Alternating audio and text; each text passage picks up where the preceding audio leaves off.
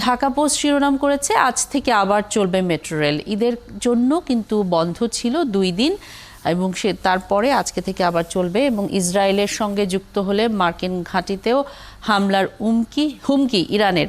এই প্রসঙ্গে কথা বলতে চাই আজকে। এবং সন্ত্রাসীদের গুলিতে খুলনার আওয়ামী লীগ নেতা সহ 3 জন গুলিবিদ্ধ।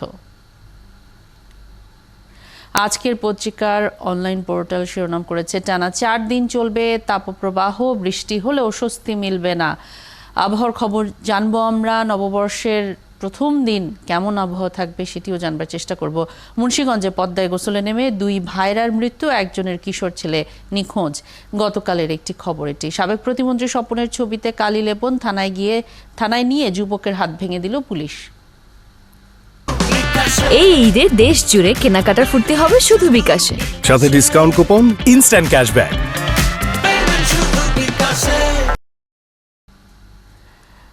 jagonews24.com শিরোনাম করেছে পদ্মায় গোসলে নেমে 2 ভাইরার মৃত্যু, নিখোঁজ 1।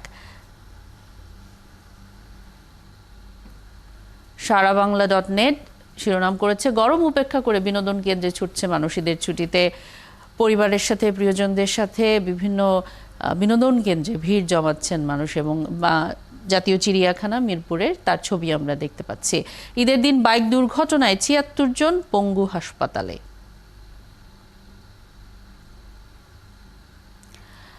বান্দরবানের 3 উপজেলা ভ্রমণে নিরুৎসাহিত করছে প্রশাসন। পাহাড়ে যে অস্থিরতা তৈরি হলো তার পরবর্তীতে আমরা দেখেছি এমনি পর্যটক সংখ্যা কমে গেছে এবং তারপর রুমা থানচি এবং রোয়াংছড়ি এই 2 উপজেলায় কিন্তু প্রশাসনের পক্ষ থেকে ভ্রমণ নিরুৎসাহিত করা হচ্ছে।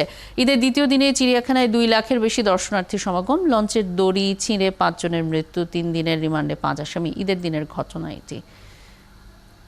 বাংলা ট্রিবিউন, বস্তায় লিখতে হবে চালের জাত ও দাম, কতটা প্রস্তুত ব্যবসায়ীরা। জঞ্জালের নগরের প্রাণ ভরানো সবুজের খোঁজে। এবং প্রধানমন্ত্রী ব্রাজিল সফর, গুরুত্ব পাবে বাণিজ্য বিনিয়োগ। ঈদের দিন থেকে বেড়েছে গোলার শব্দ, রাখাইনে যুদ্ধ, সীমান্তে আতঙ্ক কাটবে কবে। মিয়ানমার পরিস্থিতি নিয়ে bdnews24.com সেখানে আমরা যে খবরগুলো দেখতে পাচ্ছি, গ্যাস থেকে অগ্নি দুর্ঘটনা নারায়ণগঞ্জে কেন এত বেশি, এবং নিয়মের তোয়াক্কা না করে লঞ্চ ভেড়াতে গিয়ে দুর্ঘটনার মৃত্যু। ভিড়, হাতির ঘটনায় সতর্কতা ছাপিয়ে চিড়িয়াখানায় ঈদ আনন্দ। এর পাশাপাশি আছে বাইকে এসে যশোরে আওয়ামী লীগের 2 নেতাকে গুলি এবং ইরানের হুমকি, শীর্ষ ইসরায়েলি কর্মকর্তাদের সঙ্গে নেতানিয়াহুর বৈঠক। আমরা অনলাইন পোর্টালগুলো দেখে নিলাম এবং আমরা দেখলাম যে ঈদের সময় যে বেশ কিছু দুর্ঘটনা কিন্তু ঘটেছে, সেই সংক্রান্ত খবর, বিনোদন কেন্দ্রের যে খবর, সেই খবরগুলোই রয়েছে।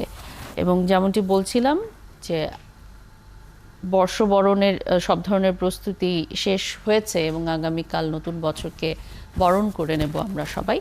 আমরা সেই প্রসঙ্গেও নিশ্চয়ই কথা বলবো। অতিথি যুক্ত করে নিতে চাই আমাদের সঙ্গে। সিনিয়র সাংবাদিক সাইফুর রহমান তপন যুক্ত আছেন আমাদের সঙ্গে।